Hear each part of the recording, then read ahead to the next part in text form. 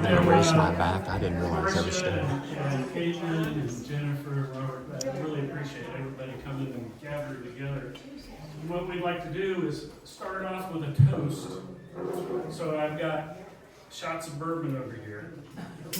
So if you want to come have a shot of bourbon.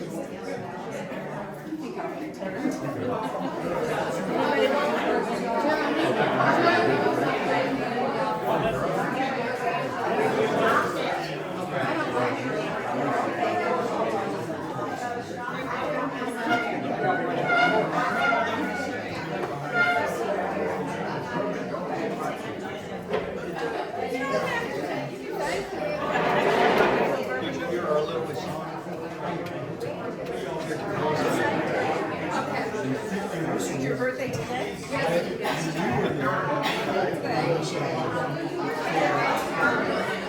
It's got approved by the birthday club.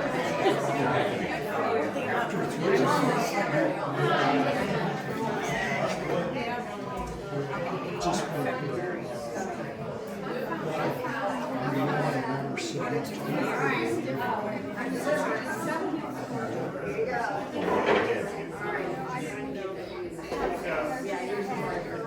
So that's no. And the worship is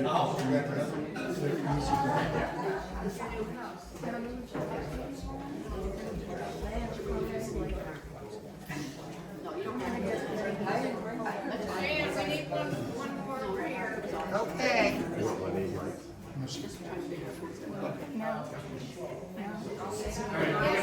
Who else needs one?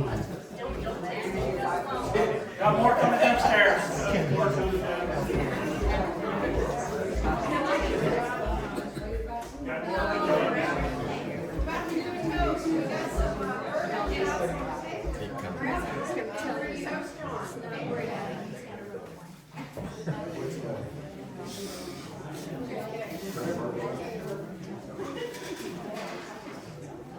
I told Wilton a good deal.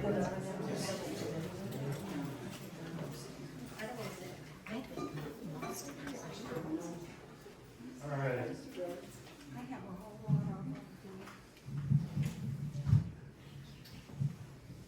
Well, today we gather to celebrate the life of John Kelley, a man who wore many hats, a husband, a father, a dedicated doctor, a passionate singer, a card player, and you name it, he played it, a fisherman and an avid traveler, a religious man who wore his faith on his shoulder.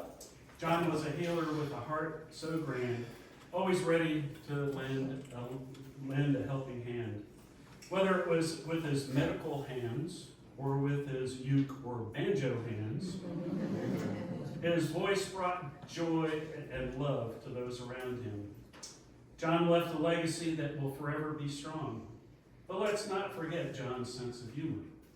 He had a knack for making us laugh with stories and jokes. So here's to John Kelley, a man of many talents, a friend to all, and a source of endless laughter and love. May we always remember the joy he brought into our lives and the adventures he inspired us to embark upon. May God bless his soul. To John. To John. salute. Now we'll Well, you can see all the non-bourbon drinkers. Put it all the way down.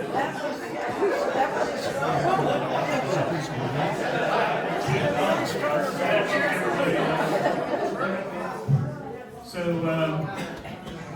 what we'd like to do is open up for stories to share. I think every single one of us have stories of John, and I know the very first time I ever saw John, he was riding down the street on his moped with Toby-Wan Kenobi, riding shotgun, and on his way down to the marina to go fishing. So he and Toby are united again. So with that, I'm going to turn it over. Anybody who wants to share a story, please come on up. One of the things that John and Marcia always did for this community was greet a newcomer. And it was a light on the porch, it was an open door, it was join what we are doing today and be willing to learn and explore what comes next. So what I have is a message here from the Nelsons, from Willie and Sandra, who can't be here today, as they're in Michigan. But Willie made a point to call me today and convey some thoughts that he wanted me to express. And he says, before Sandra and I moved into Crestman, we came to one of the parades. We saw little groups here and there, unsure of who they were.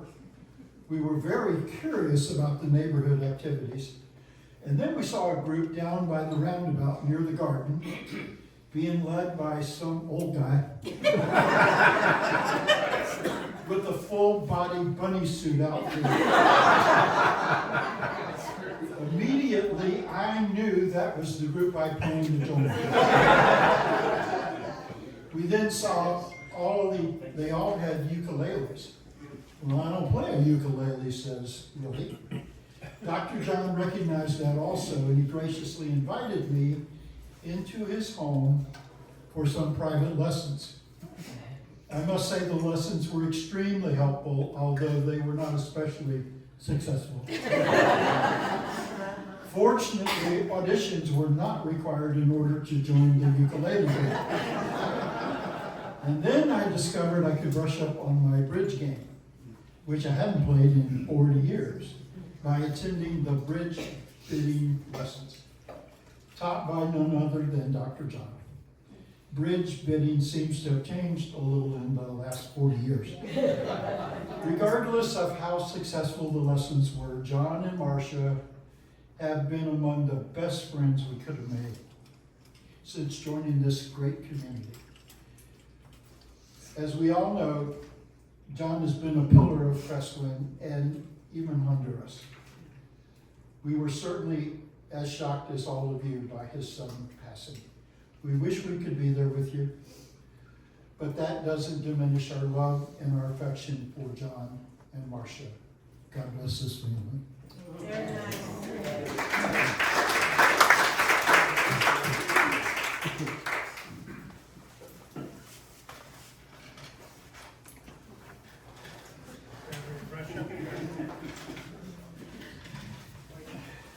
You afraid of what I'm going to say, Marcia? Well, I met John and Marcia. Wilton and I met them several years before we moved to Crestwind. We used to travel with a group of people from Crestwind, and we went to Costa Rica, and that's where we met Marcia and John. And I could not believe all the antics that John had interacting with the people down there. He had this little creature named Rocky that would talk to the kids, and they would talk to Rocky, and it was so cute. And he was doing magic tricks with ropes and playing with music, and it was just so engaging. And we had special meals a couple of times, just the four of us, and it was so great to get to know them. And it's probably one of the reasons we ended up moving here, because we thought we gotta do this more. So it was great. And the main thing I think about, I just watched the video from last week's performance at this very spot, John honoring Jerry Galante. And I can't believe it was just a week ago that we were having so much fun with him again down here. So I think we'll have fun with him again someday.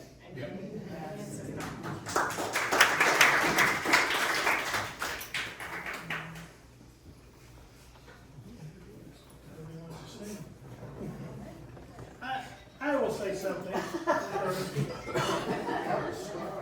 When I moved here, which was quite a while ago now, and the community was much smaller than it is today, about 120 homes, we would have TGIF up at the Crow's Nest. And at that time, it was kind of a smaller group and more intimate. And I got invited after I had first moved in here. A friend of mine I'd known for years invited me to TGIF. And that night they were having a weird shirt contest. So I said, this is right up my alley, no problem, I got lots of weird shirts. So I get the weirdest shirt I can find and I put it on, and I'm sure I'm gonna win this contest, and all of a sudden in walks this bearded gentleman. The most outrageous shirt anybody had ever seen. And it was Dr. John. He won the contest, and he became a friend of mine for years and years and years, and I'm gonna miss him. But the one thing I never did learn how to play the ukulele, and I never tried. But John was famous. You know where he got his shirts from, don't you? Oh, yeah. Goodwill. John was probably the most ardent supporter of Goodwill in the entire city.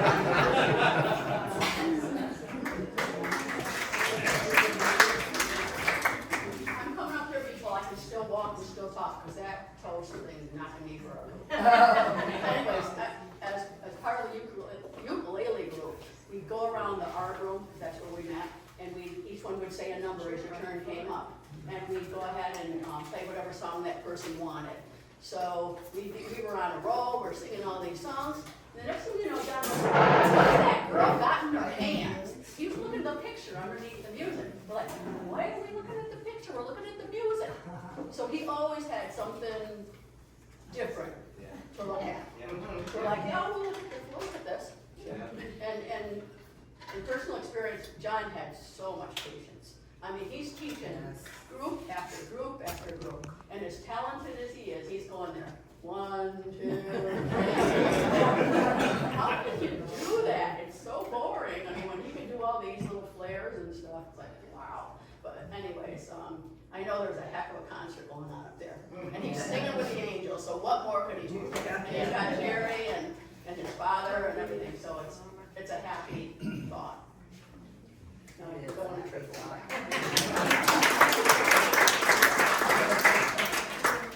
Can I tell a Rocky story? Sure. Yes.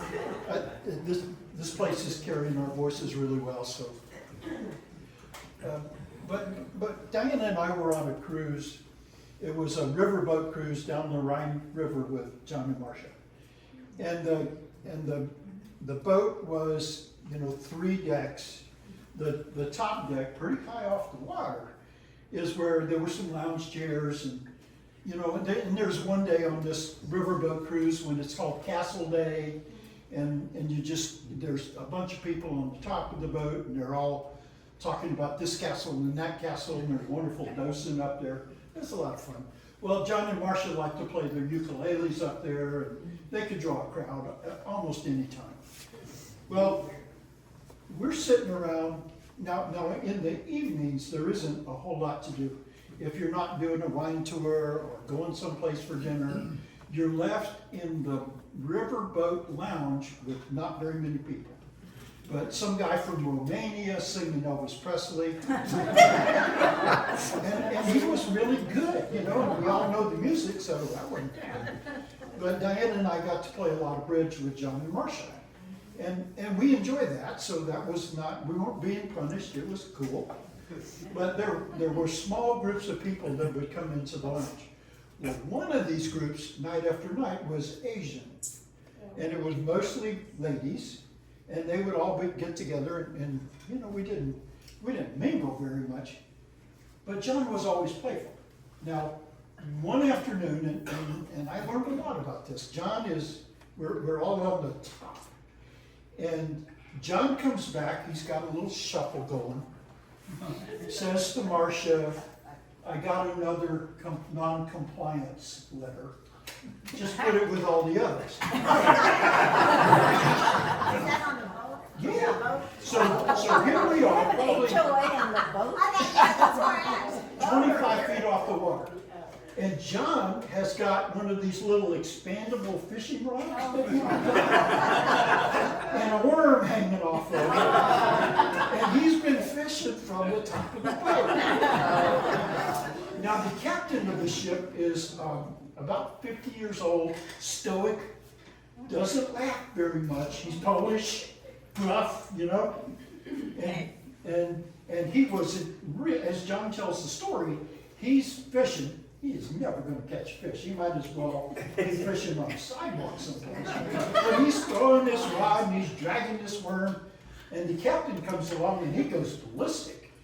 He said, you can't do this. You know, you'll be in trouble, I'll be in trouble. You must not do that. That's how he got the letter. So John's chuckling. He's not heartbroken by this at all. It's kind of a trigger he enjoys. Later, he's down in the lounge, and Rocky shows up. Now, he's just kind of mingling a little bit, but he shows this to the lady group. And they are so taken by Rocky, because I don't know if you've seen Rocky, but sometimes Some of us don't know that a puppy. Rocky is a hand puppet, and he's a squirrel. And he's got more little nervous twitches, and he'll look, and he'll be startled. And so John's got these ladies jumping and squealing and having a ball, but they do not know if this is a puppet or real. So who comes strolling along? But the captain. And he had already had this confrontation with John in the book. And so he comes along and he looks, and so Rocky goes,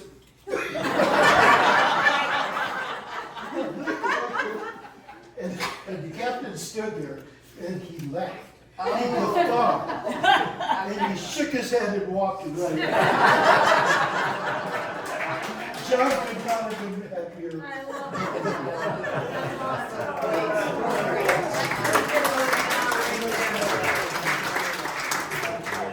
It's the perfect story.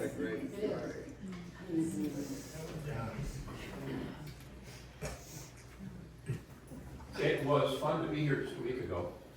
We were honoring Jerry. And just Jerry's songs, John's song selections. September 5th at 4 p.m. At the, boy, that whiskey was something. No, at the Pavilion, we're going to be doing a porch show. All the musicians that have played with John were inspired by John. It'll be at 4 p.m., probably go an hour. Not likely we're ever to rehearse anything. But it's just gonna be an example in the musical world of how John touched all our lives. And ukuleles will be represented, and the keyboard players will be represented. Please record it. We will. There, we want to see how it Lisa Pfeiffer's going to be singing, Nancy Evans is going to be playing piano, I'm going to be playing piano. We got quite a trip, and it's going to be a fun time. So September 5th, Pavilion, 4 p.m. And I know the weather will be just fine because John will make it so. And the final thing, and I just said this last Friday, I always take solace from a Willie Nelson song where he sings, "Someday when we meet up yonder, we'll stroll hand in hand again." Thanks, Al. Thank you.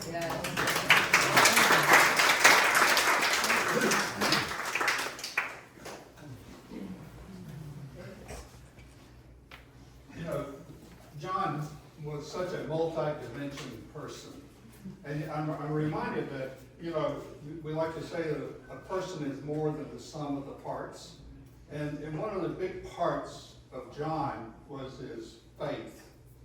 Now, I'm not a good one to speak to that, but I happen to have some desires to at least make sure that this group doesn't leave here without some recognition of John's deep and sincere faith.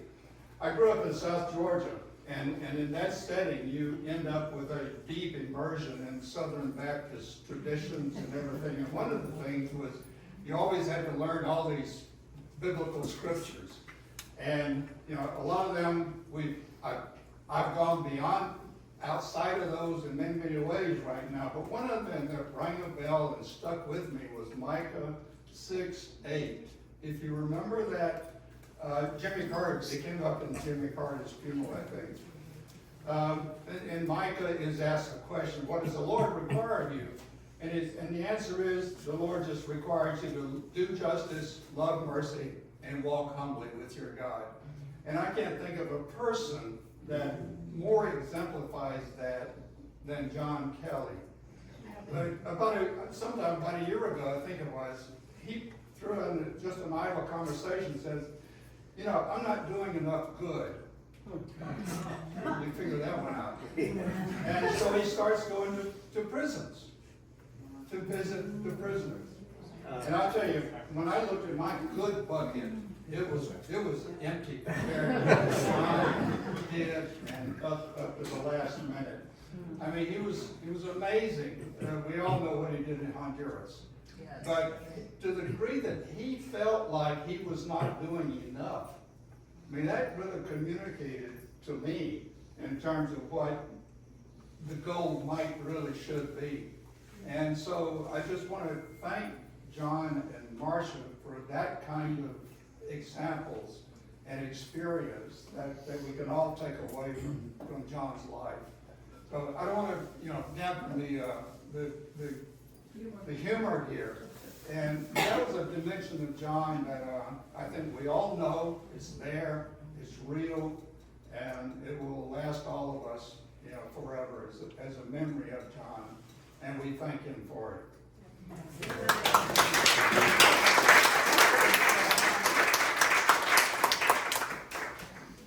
I'd like to just share something real short. I know a doctor that knows Dr. Kelley, and he asked me, he said, do you know, because he knew I was in Crestwind, and he said, do you know John Kelley? And I was like, everybody knows John Kelley. And he said, he's like the mayor there, isn't he? And in thinking about it, he really is like a small town mayor that everyone loved, and he thought about everybody.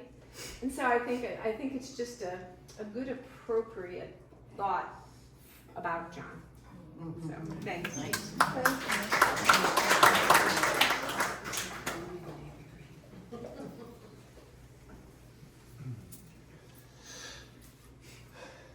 Well, there's a lull right now, so I'm going to just tell you, I'm Lucy Nunn, and my husband's Terry Nunn, and we've known the Kellys for almost 12 years now, and every moment has been a delight, obviously, but I just have to tell you, one time, he was quite a helper. Some of y'all know Terry Nunn. He likes to lose things. He's very good at it. So we were down at the marina, and we only had our slip for actually a few months, I think, and we were still kind of nervous. And so all of a sudden, we realized our keys had dropped to the bottom of the lake, right by our boat. So Terry says, "Oh, it's all right. I'll just swim down there and I'll go get him." And I'm like, "Thanks." So somehow John Kelley heard us talking about the fact that we had lost something. So he tooled down from his boat, slip, and said, "How can I help you?" And Terry said, "Well, we kind of lost our keys." So he says, "Oh, no problem. I'll be right back." So he tools back to his boat, comes back. What does he have? Yes, of course. Metal detector. He had those keys in 2 seconds. I kid you not. He made it look so easy, and he was just so good. Just how nonchalant he was about being able to solve a simple problem. And, being so Doesn't everyone fun. have a metal detector? I'll never forget that. I'll never forget that. It was a magnet. There was a Just like that. It was a magnet about this big. Because John and I were trying something one time, and we had lost an item in the lake. I was like, let's go get a magnet. So he's like, well, you're pretty ingenious, Brian. So he got the magnet, I got some rope, put a nice fisherman's line on the magnet, threw it out in the water, drug it across, and I go, here you go, John. And he goes, you were just so smart. What else did you get? I'm gonna get a lot of stuff down there. I met John 11 years ago, September 16th, when we moved in here. A neighbor of mine played bridge with them, Carolyn Bobkowski, and she said, I got the best birthday present for you. Because my birthday was September 26th. She goes, be at the dock at 1 o'clock and meet John Kelley. So, met him, he introduced me, so John, Tom Brown, and myself decided we're going to go fishing on Tom's boat. So we go out there, the three of us are out there a couple hours. I catch boom. I'm like, you guys having any luck? John turns to me and turns to Tom and goes, Tom, we're in trouble. We got a fisherman here. So through the years, John and I have become best friends. I'm gonna miss him dearly. There was never a time where John would call, Brian, I need something, and boom, I was there. So John has given to this community in ways that people do not know. I give to the community with the fishing club. John had a great idea with a few friends. Let's put a light in the water. So now we have 2 lights in the water, going to 3. So people can see the fish swimming by or go down there and catch. Those have been great. One of my fun stories with John was January 19th. We were down putting the light in off the kayak dock. I look out in the water and we're down there checking it out. I'm like, John, go get a rod. He comes back with 2. He sets one up, he's casting. It's like, Brian, I can't catch this thing. I go, keep trying, John. He casted and he's like, finally, I put a rod for you. I said, a few more casts, John.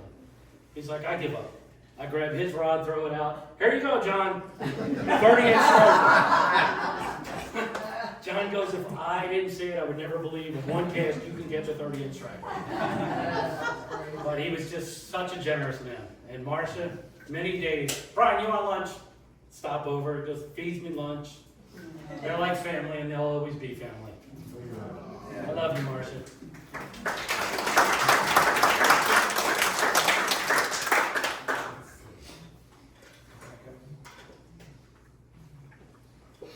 I'd like to say something. I know most of y'all don't know me, but my name is Shelby. It's my wife Maritza over here. My buddy Stacy, Melanie. I believe that's Arlene over there. I can't tell for sure. We all go to the St. Michael's Catholic Church together. The most rewarding thing I ever did in my life, I spent 26 years in the Marine Corps. I went to Honduras, Dr. John.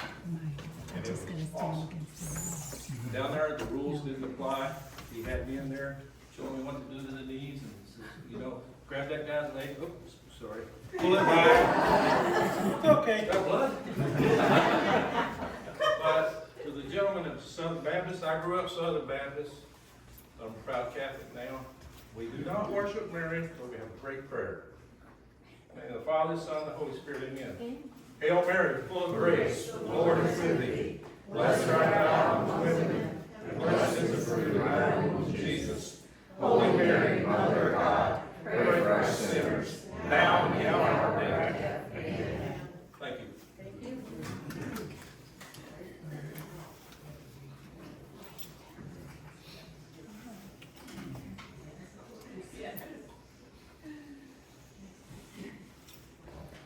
And I was just gonna say, kind of mirroring on being the new person in the neighborhood and how welcoming they are. We're the new people in the neighborhood. Yay! We won the lottery when we moved next door to John and Marcia, and I'm 52, so it was very interesting moving to this community, and I've never been away from my parents. So not only did they step in as wonderful friends, but it's been a very, they've made it really wonderful here. I never knew I was gonna come here and learn how to play a saw. I got to learn how to play a saw from Dr. John.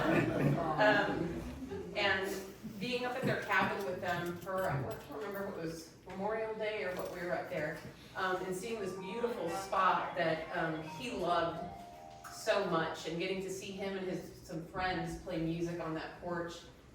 It was pure peace that I saw in him, and I think you wish, gosh, I hope I can find that kind of peace and happiness, just seeing him up there playing music with his friends and being in this beautiful place. And Shannon and I are just so thankful to have them as neighbors. We're so thankful we got 5.5 months to get to know him.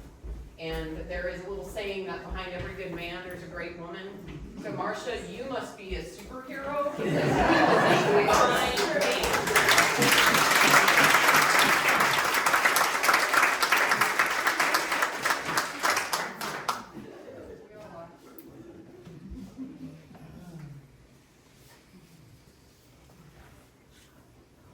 Somebody else has to have a story. Yeah. John. Oh, Mary, I tried to talk Nope, can't do it. Sunglasses on.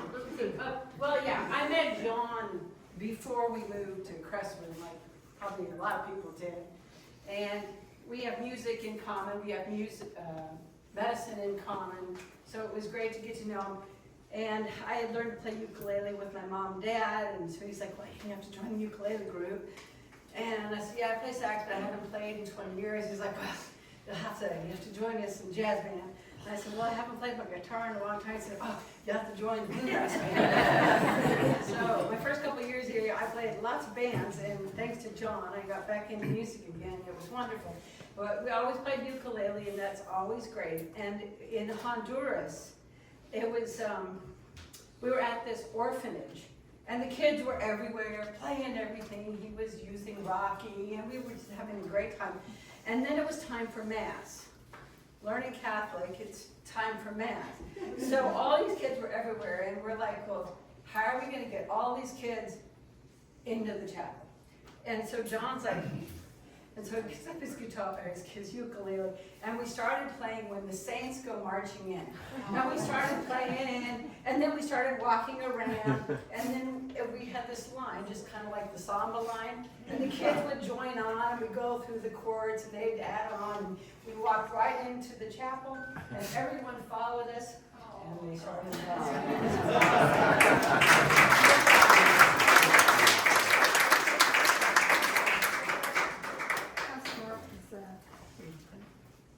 I have a first impression of John. That's just for me. Anyway, when I first met John, I don't know what was happening, but he was somewhere around, and you know. And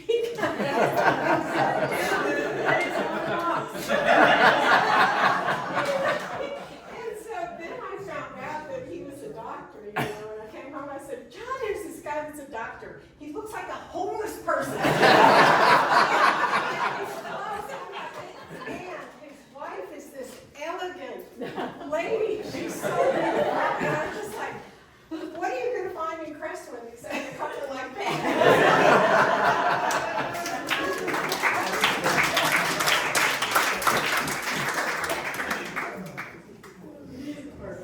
And you think her first impression was incredible. My son is married to their daughter. So we are family. I met Jennifer. My son Robert was bringing her around. So impressed with this girl, so wise beyond her years. So perceptive of what other people were doing, how she could make them feel comfortable, how she made them feel worthy, from the little toddlers up, all the way to us. And it came time to meet John and Marcia, the soon-to-be in-laws. They were both, you know, radiologists, a doctor. Woo, my son's marrying good. Oh, he's a magician, or is he a musician? I can't hear in both. So I was like, okay, I can handle both. So we had a mutual ground meeting. John, the musician, was going to show up in downtown Norcross, playing music. Was it hillbilly music? Was it country music? Was it banjo? Was it guitar? Was he bringing a keyboard? I don't know. I was just going to show up and be the mother-in-law to be. So we go downtown Norcross. Mom, this is John and Marcia, and I'm like, oh. She's a Meryl Streep. Look-alike. John and his beard and his hat. And how many of you all saw John playing his instruments with something on his shoulder? Oh, yeah. You did? Did anybody else? Raise your hand if you knew Toby. Toby was there. Was it a Lhasa Apso or a Shih Tzu or what was it? Pomeranian. Papillon. John played his with this dog that sat beautifully on his shoulder the entire time. Full hair dog with just lots of tail going on. I was impressed. So at the end, we got a picture, a group picture, and I'm standing next to John and Toby, and I became Toby. So we have this picture. It's like, whose hair is bigger, the dog's hair or the mother-in-law's hair? So the dog, they're looking at me like, what my daughter married into, and I'm saying what my son married into. So we got along great from that day. John took on a lot of other roles besides what I walked up to with a hat and a beard and a dog. Multi-talented. I have to say that John and Marcia have been examples so much that they reflect what inner work that we need ourselves. They showed you what life is really about. It's not just a dog and music. It's a lot more spiritual music that they introduced to you. And I'm just going to leave it at that. He's a great musician.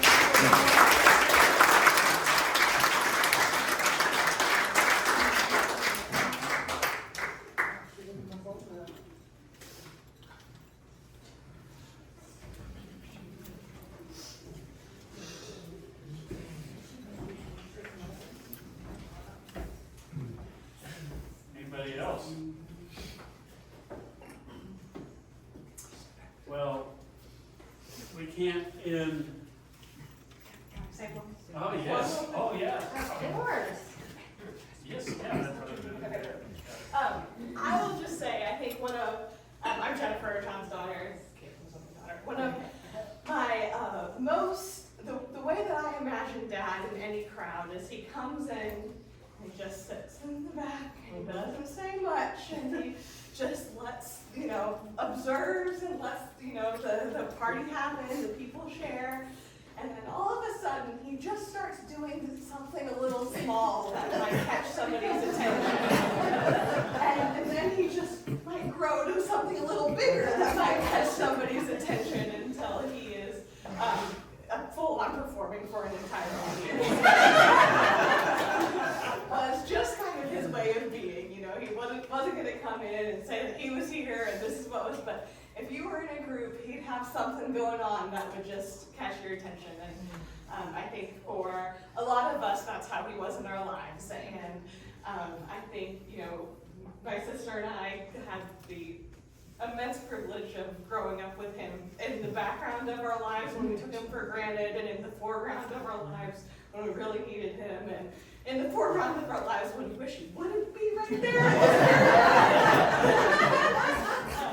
But he had that really special way of being there always. He was a longtime friend, very loyal.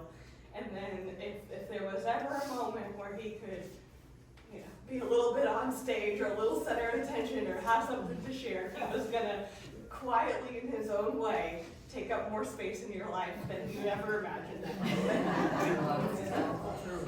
Thank you for coming. Thank you for all the love that you've given him in Crestwind. That's been, I think Crestwind has been better than they have ever dreamed it would be, and it's really because of all of you. So, Jennifer, how many years have they been here? 18 years? 2007? Yeah, 18 years. 18 years. Yeah, from the beginning. Yeah.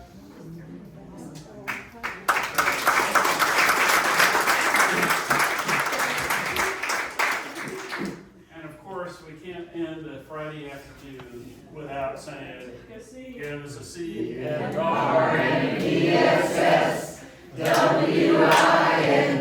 and that spells Crestwind, and means paradise. You take the C and an R